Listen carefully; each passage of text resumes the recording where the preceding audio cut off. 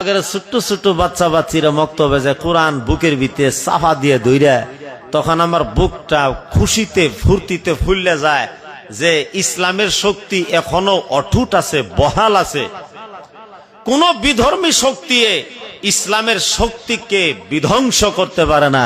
কারণ 3.5 বছরের একটা ছেলে বুকের ভিতরে কোরআন সাফা দিয়ে মক্তবে যাইতেছে। 3 বছরের একটা মেয়ে বুকের ভিতরে কোরআন সাফা দিয়ে, সে এখনো কি দুনিয়ার কিছু বুঝে? কিন্তু কোরআন যে হেফাজত করন লাগবো এই জাতির জানা আছে। এই জাতির বড় বড় গাছ না, কেবল ফুল, কেবল কলি, তারাও জানে যে কোরআন হেফাজত করন লাগবে। কিন্তু অপহেলাও আছে আমাদের ভিতরে। এই যে আমাদের যেটা কালচার বর্তমান উপনীত হইছে, জানুয়ারি মাস আধা দি গেল, ডিসেম্বরের শেষ থেকেই এই অভিযানটা আরম্ভ হয়েছে। কোন অভিযান? বিদেশ যাওয়া অভিযানটা। 1 মুঠা খড়ি, 3টা কেবি, 1টা বোতল, 1 ডজন পোলাভান, 1টা মিউজিক গাড়ি আর 3টা ডিজে ঠাস ঠাস করে পার হয়ে যেতেছে। সম্পত্তি এখানে এর থেকে বেরিয়ে কিছু সম্পত্তি নাই। আর আজকাল ছেলে করে এই সম্পত্তি গুলো হইলে সেভাবে যে আমি হামবাবো, 1টা লং প্যান্ট, 1টা শার্ট, 3টা কেবি, 1টা মোবাইল। এই 3টা সামান যদি আমাদের যুবকের হাতে থাকে, তার সাথে আর কেউ পাবো না। 1টা বালা লং প্যান্ট, 1টা বালা শার্ট, 3টা কেবি, 1টা মোবাইল। মনে মনে ভাবতেছে হাম হিন্দুস্তানকে রাজা হ্যাঁ।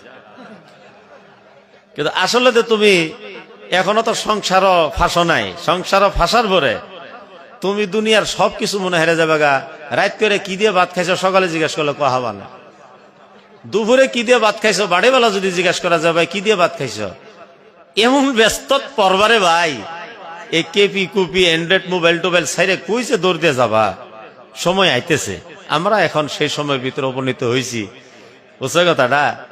তো এই জন্যই অনুরোধ করি যে যদি আমি জোয়ানি অবস্থা থেকে আমার লাইফ বানানোর চেষ্টা করি, তো সবাই এখানে জমিদার হইতাম, কেউ ফকির হইতাম না। যেরকম ঠিক না? কিন্তু যে সময়টাতে আমরা লাইফ বানান লাগছি, সেই সময়টা লাইফটা বরবাদ করছি। কোন রকম বিয়া আর শাদী করার পরে আমরা লাইফ বানাবার চাই। একদিকে আমার বই আমার লাইফ খারাপ করে, আরেকদিকে আমি লাইফ বানাই। যেরকম সেই সময় কি লাইফ বানান যাব? যে সময় তুমি সিঙ্গল আছিলে, তোমার শরীরের ভিতরে ফুল পাওয়ার আছেন, তুমি লাইফ বানাবার পাইতা, সেই সময় তুমি জঙ্গলে মঙ্গলে ঘুরে নিজের লাইফটা বরবাদ করছো।